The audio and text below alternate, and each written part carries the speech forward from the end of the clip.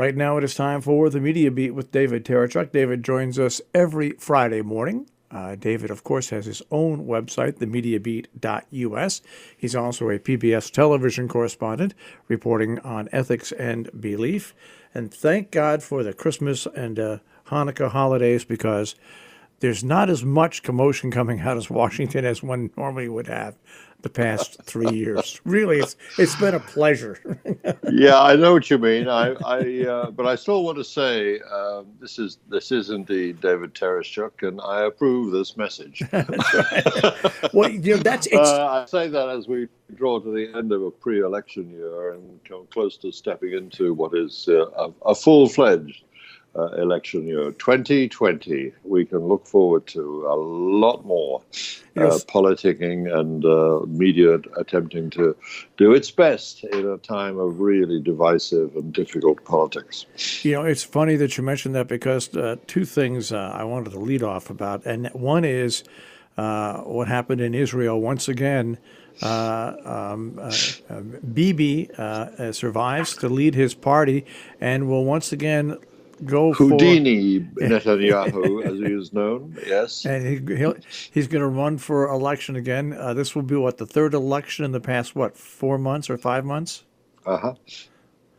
Wow, that's even a little crazier than what happened in with Brexit, and really what's going on with in this country with the elections. Yes, indeed. I mean, it's the Israelis can be counted on for picturesque infighting when it comes to coalition forming, and it seemed pretty clear that Netanyahu couldn't form a coalition, although best efforts were put into that, as there always are after basically somewhat indecisive elections on the part of the electorate as a whole. But the fact that he's managed to quash a rebellion internally in his Likud party now means that he's going to have to go back to the drawing board. But of course, he's still in charge of his own party, and at least the worst option for him has been avoided.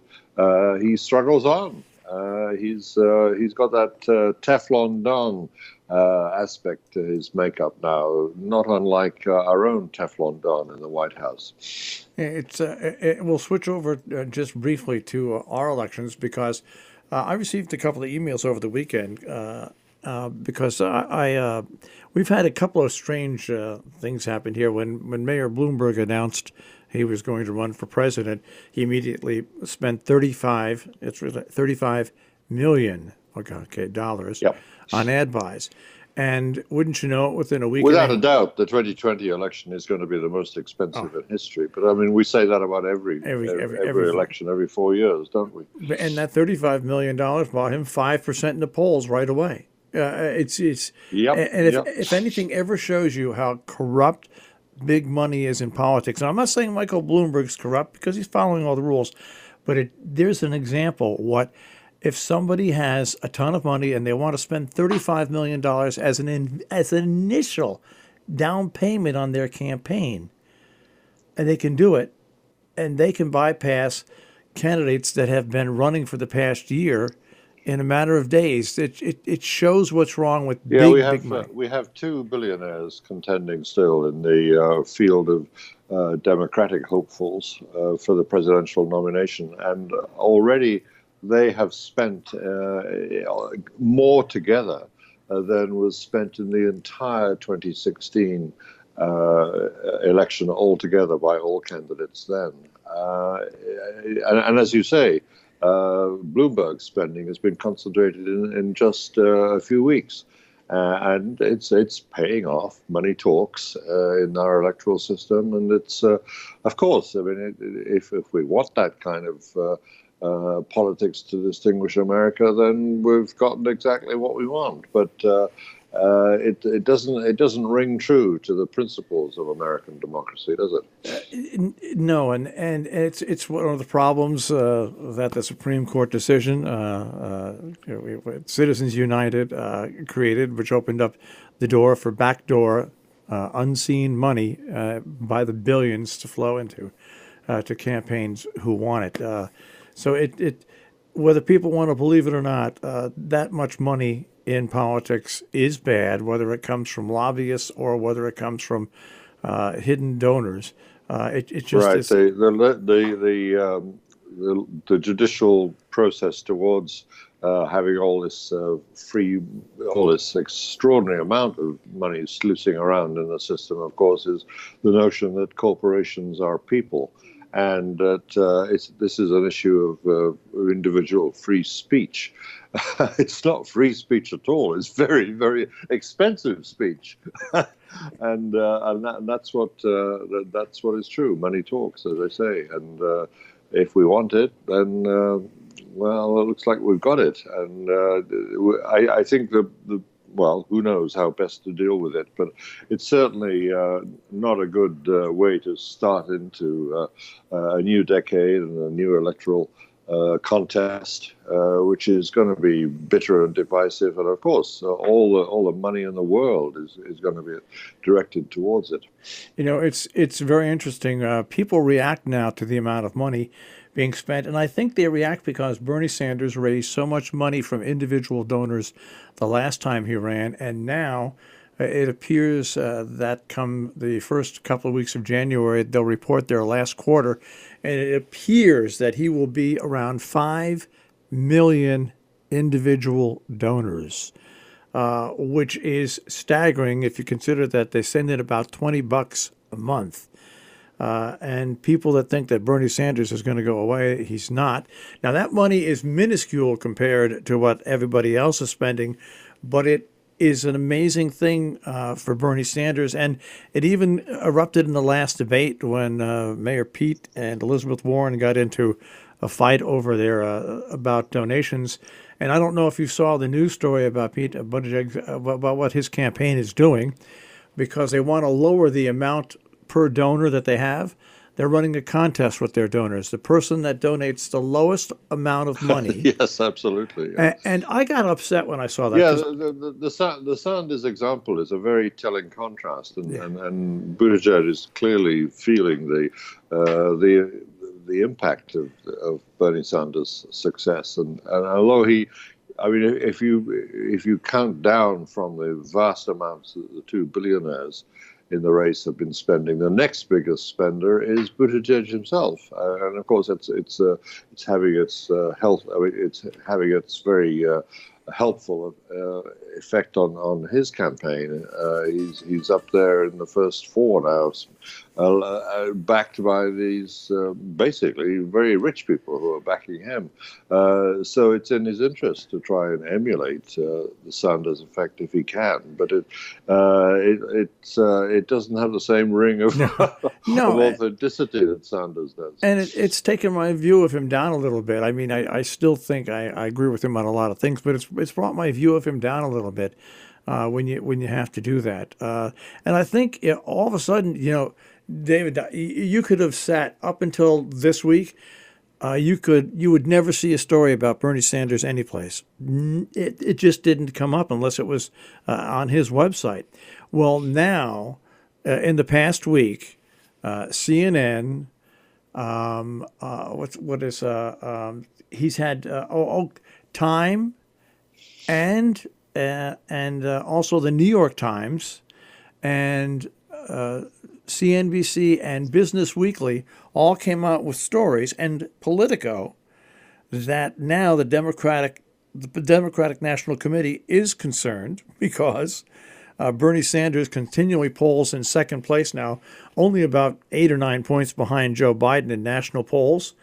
And when you combine that with what Elizabeth Warren has, all of a sudden, the Democratic National Committee is appearing to lose control of the process on who they want to run. Yeah, strong echoes again of the 2016 run-up towards that election when the DNC was severely rattled by the Sanders phenomenon. The Sanders phenomenon is reflective of something very real, certainly on the blue tinged end of the political spectrum. It's a counter. It's a counter phenomenon to the big money talking that we've just been reflecting on. Lots of small donations, many extraordinary number of small donations that he's managed to pull off, and what a counterbalance to the big money talking phenomenon.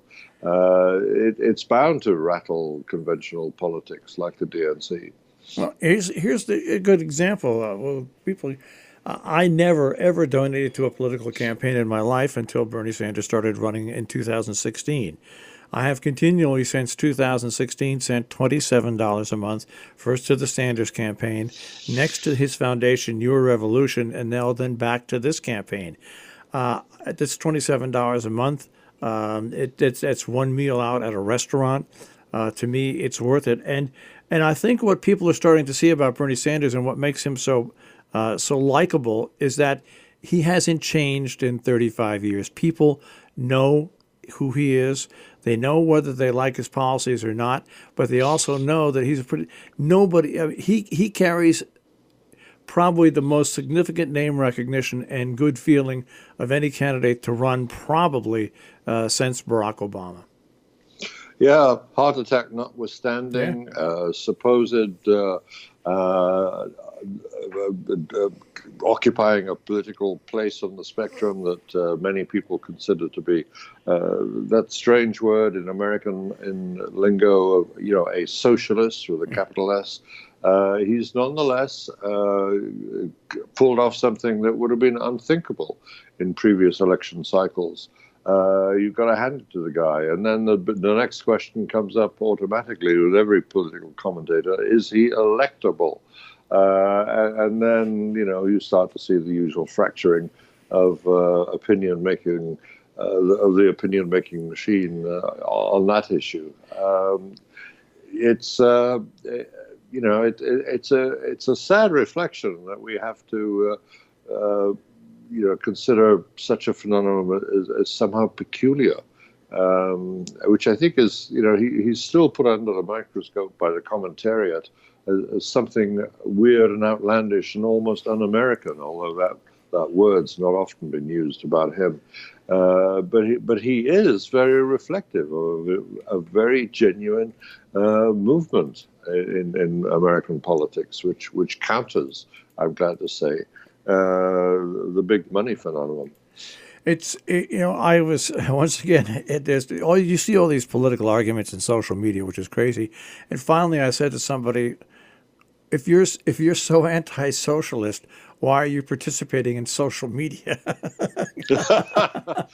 Socialist and social are not the same. I mean, except that they can be daubed on the same brush all the time, as they often are.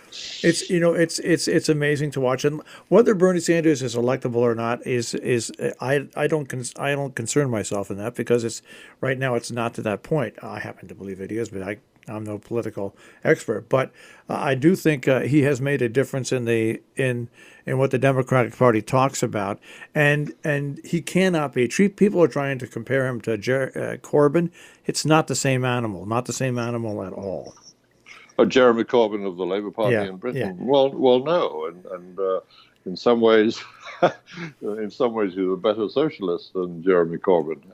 But that's an arcane argument that I don't think it's valuable to go into. Yeah. But it's that media effort amongst, as I say, the commentariat, who seem to try to paint Sanders as somehow outlandish. I mean, he's not. He's very reflective of an American tradition. And whether or not he gets the nomination, and frankly I think it's rather unlikely, but he's certainly shifted the political the political center of gravity, as it were, in this whole process for the Democrats. And without him, I would argue that we wouldn't even have Buttigieg, even though he occupies a different point in the spectrum. It is the media beat, of course. We are now at that time where you really can try to reflect on the year that has almost gone by in just a matter of days, and what awaits us in the future. And David, what awaits us in the future behind that curtain is all at one time scary, exciting, and dangerous. Sure. It was interesting to reflect on some of the non-political, except that it has huge political implications. Development that has happened in the last few months with an official imprimatur. We've got a Department of Government shifting its main policy focus in a way that I don't think the White House is at all in favor of. They don't like the sound of it. They don't like the feel of it. They don't like what it says about them. The Trumpists in control is what the people I'm referring to. And that's the Department of Homeland Security coming around to the recognition, long overdue, I think, in the view of many analysts of security issues, that the biggest threat to American security at the moment, as far as the DHS is concerned, is not international terrorism anymore. It's internal, domestic terrorism. And by that, of course, we mean on the whole, the vast majority of internal terrorism acts are carried out by to use value judgments about it, crazy right-wing lunatics. It's a recognition that those on the ground, certainly those involved in law enforcement and the enforcement and the maintenance of national security, have known for an awful long time.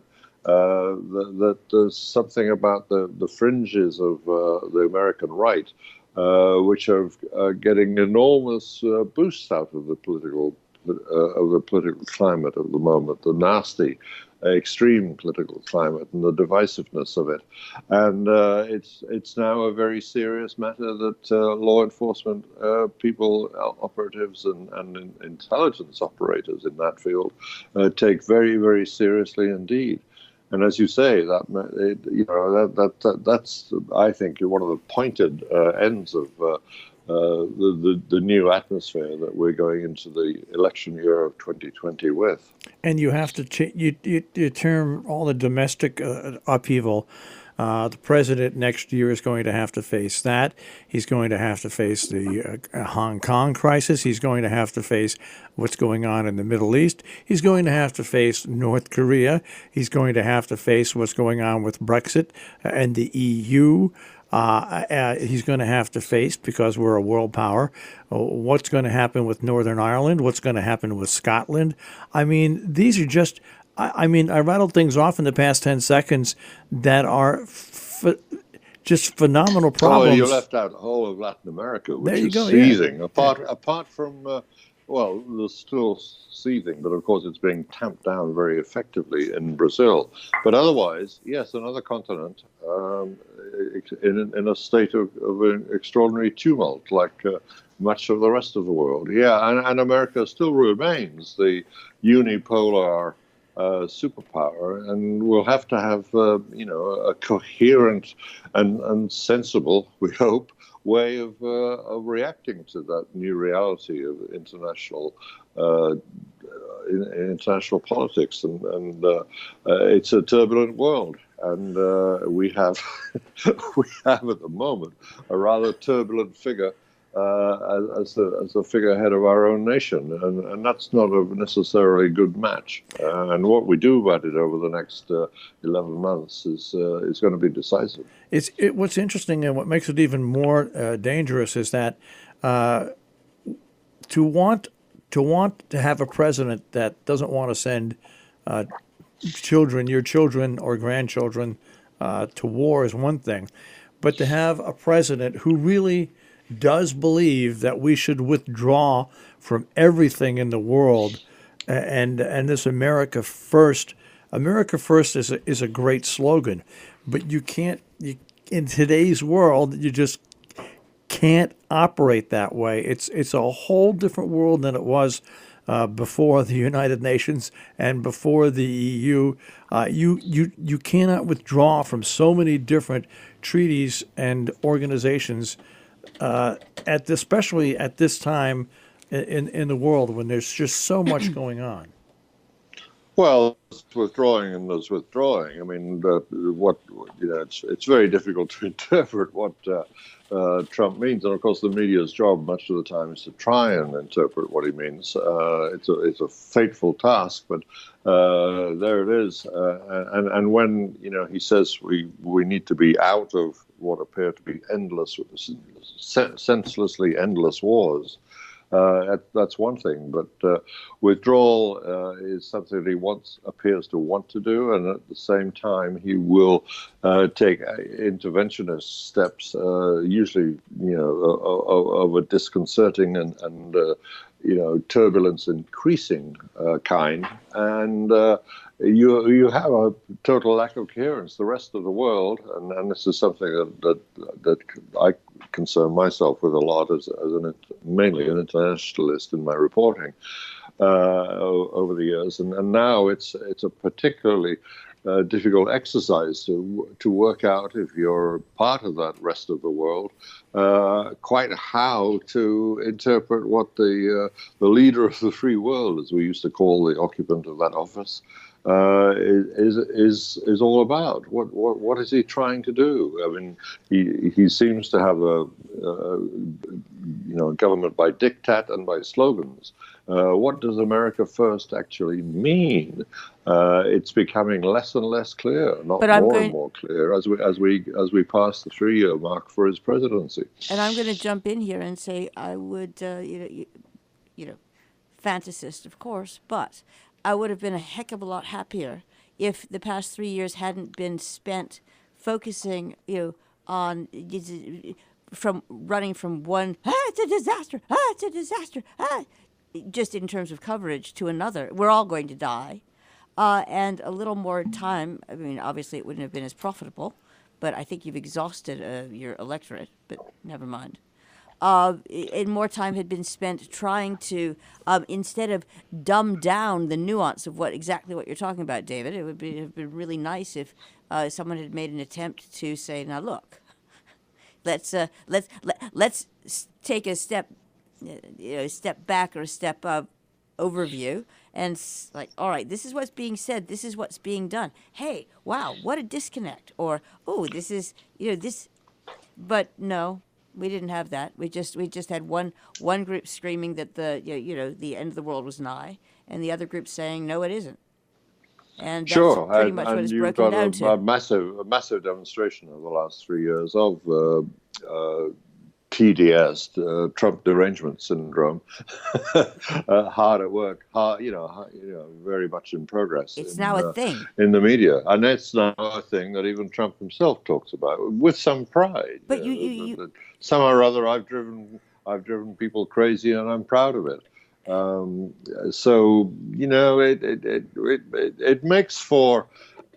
it makes the case even more strongly for a media approach which is calm and reflective, and attempts to say, well, what could this actually mean in real terms, rather than just, as you say, run around like a headless chicken complaining about it all. And I don't, I look for the grown-ups and these, you'll forgive me, the industry leaders to say, hey, we need some of this, especially, and again, it won't happen. It's just, it's fantasist, but I am struck. Well, it happens, but it's those calm, reflective voices are drowned out by the screaming for attention. It's not even the media is also engaged in. But it's not even that. It's like when the president does something completely wacko, like the windmill 10-minute statement that he got into, things like that. And I'm not criticizing. Wacko is a gentle way of putting it, I think, Marshall. Yeah. But when the president of the United States goes on like that and rambles on, and it's almost like he's thinking this as he's talking. It opens up the door. Thinking? Oh, that's a good word for it. Thinking. Yes. But it opens up the door for all these theories. I mean, he has no. Unlike most other presidents, he has no staff around him that can protect him from that. He's not protectable. There's not a staff in the world that he could hire because he doesn't listen to them. All right, here's the. There's no question that you're right, but here's the problem. And I just saw it on NBC this morning, and I was really struck. Each in everything that everyone said, including Al Sharpton, Willie Geist, everybody there, Mike Barnacle, each person had to say, and there's a real good chance that he's going to get reelected. Each person had to say that this morning. Now, I know that we're just moving right into the next year and we're going to run out of time, but I was more struck by that than anything else because, in the, let's call it the management of information, now you've got to deal with, Sure. If in a turbulent world, it's very likely that very little sticks. And the Teflon Don allusion I made before you joined us, Jill, remains. Everybody has to say in every codicil, in every sentence now, the subordinate clause has to be, and there's a good chance he will be returned to office. Well, that's what we reap after we've sown this confusion narrative, this hysterical narrative of the last 3 years. Well, I'll just wrap it up with this. 4 years ago, the same media was saying he could never possibly be elected. Absolutely. Well, so it goes, as Walter Cronkite used to say occasionally when he didn't have anything else to say. And we're in exactly that position now. Let's bring it back. So it goes. Thank you very much, David Tereshchuk, the Media Beat.